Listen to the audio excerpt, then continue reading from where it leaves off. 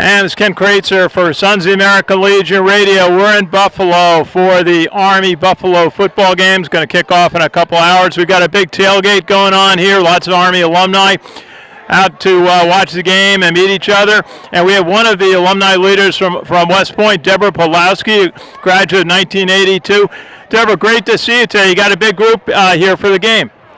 Thanks, Ken. Yes, we have over 300 people participating in this game, in the tailgate here, and I know there's a whole lot more that's going to be at the game. We have more than 70 graduates from West Point, with the oldest graduate here being from 1960. And we actually will have two from 2015, brand new second lieutenants that'll be participating as well. Well, that's great. Now, if you would just tell us about your days at West Point, and I know you said you served in the U.S. Army active duty for about 5 years. Well, being class of 1982, I was the third class of women, so I got to see the last all-male class graduate as my firsties. After I graduated, I was quartermaster officer, spent 5 years active duty, 4 years following that individual ready reserve. I was with the 51st Maintenance Battalion over in Germany. Then I was commander of the 172nd Ordnance Detachment that rolled into then what became the Big Red One's Main Support Battalion.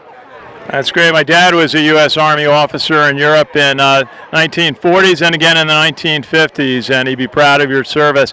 Tell us a little bit about what you do now. Actually, I have my own business. It's called Key Advisors. It's an investor relations advisory firm. Most folks don't know what that is. It's a very niche sort of business. I help small and micro-cap public companies with their financial communications with Wall Street. So I take, when you read the news and you read about how people are doing with their earnings or their businesses, I help them with that. And then I get them in front of people like the Fidelities and the Putnams and the Vanguards of the world so that they can invest their funds into my company's stocks. Absolutely. We see a lot of West Point alumni doing well in the business world. Is there something in particular you learned at West Point that has helped you in your Army service and then in your career in business? I would say the number one thing that you learn, whether it's West Point or the Army in general, the military in general, is you learn how to get things done. And they don't necessarily teach that to civilians, and it really is about figuring out what the problem is, figuring out the alternative solutions, and then execute.